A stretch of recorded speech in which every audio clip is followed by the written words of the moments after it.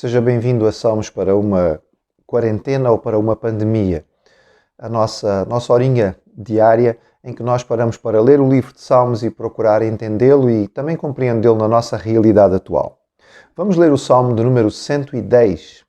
Salmo 110, um salmo de Davi, um salmo considerado dentro da categoria dos salmos chamados reais, porque está concentrado no rei, mas também de uma forma muito especial para os cristãos. Este é um grande salmo messiânico, porque é um salmo que é interpretado pelos cristãos como estando a falar sobre Jesus. Digo isso porque os judeus naturalmente não o interpretam desta forma.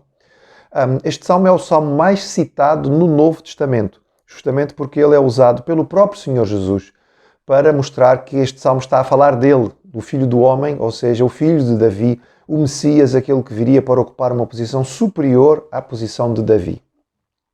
Vamos ler então o Salmo 110 e procurar compreender a sua mensagem. Diz assim o Salmo: Disse o Senhor ao meu Senhor: Assenta-te à minha direita, até que eu ponha os teus inimigos debaixo dos teus pés. O Senhor enviará de Sião o cetro do seu poder, dizendo: Domina entre os teus inimigos. Apresentar-se-á voluntariamente o teu povo no dia do teu poder, com santos ornamentos, como o orvalho emergindo da aurora serão os teus jovens. O Senhor jurou e não se arrependerá. Tu és sacerdote para sempre, segundo a ordem de Melquisedeque.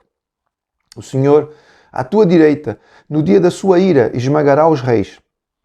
Ele julga entre as nações, enche-as de cadáveres, esmagará cabeças por toda a terra. De caminho, bebe na torrente e passa de cabeça erguida. Não é um salmo de fácil interpretação. Aliás, há alguns versículos aqui que são bastante difíceis de entender, mesmo tendo em conta o seu original.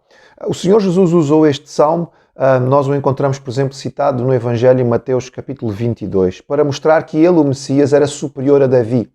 O salmo começa com a noção de que Deus está a se dirigir a um rei da linhagem davídica, dizendo a este rei que se senta à sua direita. Portanto, este rei ocupa uma posição elevadíssima porque ele fica à direita de Deus. Não estamos a pensar em qualquer um. Davi não estava a falar de si mesmo, porque ele diz: Deus está a dizer ao meu Senhor. Portanto, este que é seu descendente é também superior a ele. A nossa compreensão é que este versículo 1 fala sobre a ascensão de Jesus, quando ele é alçado aos céus depois da vitória na cruz e na ressurreição para estar à direita do Pai. Desta maneira, ele é colocado para poder vencer sobre todos os seus adversários, coloca os inimigos debaixo dos seus pés. Esta é uma noção de vitória absoluta. Era comum, e é comum, nós encontrarmos algumas imagens, por exemplo, em alto relevo ou em baixo relevo, do mundo antigo, em que os reis vitoriosos eram apresentados como colocando o pé sobre as costas ou mesmo o pescoço de um rei inimigo que tinha sido derrotado. Esta é a ideia da vitória absoluta. O seu inimigo foi derrotado, está prostrado no chão diante de si, ele coloca os pés em cima dele. Esta é a noção. Este domínio é um domínio que cresce, ele se estende e torna-se um verdadeiro império no versículo 2. O governo está centrado em Jerusalém e a partir dele ele se estende a todo o lado. Há quem acredite, baseado nestes versículos, que este salmo teria sido escrito para a entronização do rei, talvez depois da conquista de Jerusalém, ou no contexto do pacto davídico, em que Davi recebe a promessa de que a sua herança vai sempre centrar-se no trono, e aí então este salmo seria sequência com esta noção. Versículo 3, muito difícil de interpretar. A ideia parece ser que o exército do Senhor, aqueles que vão voluntariamente se dispor para lutar por este rei, por este Messias, que vem como rei absoluto, este exército quase que brota como orvalho, né? Surge de forma muito natural. Fica a noção de que trata-se de um exército voluntário. As pessoas não são obrigadas, evidentemente, a servir ao Senhor em momento algum, apesar de ele ser Senhor, as pessoas vão ter que reconhecer a sua soberania, mas servi-lo é um ato voluntário. E depois então de falar sobre o rei perfeito, no versículo 4 nós encontramos o sacerdote perfeito. O sacerdócio vinha da família de Arão, na tribo de Levi. Mas Davi e os seus descendentes são da tribo de Judá, portanto eles não podem ocupar uma posição sacerdotal. Mas, tanto Davi quanto Salomão ocuparam posição e função sacerdotal quando dirigiram o culto. Davi o fez, por exemplo, na chegada da arca a Jerusalém, ele dirige a procissão, ele canta e dança diante da procissão.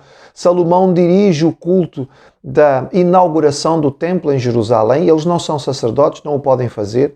Portanto, a ideia aqui fica de uma linha sacerdotal anterior, com um significado diferente, porque Melquisedeque, este personagem misterioso do Antigo Testamento, que aparece lá no livro de Gênesis capítulo 14, era rei e sacerdote em Salém, em Jerusalém.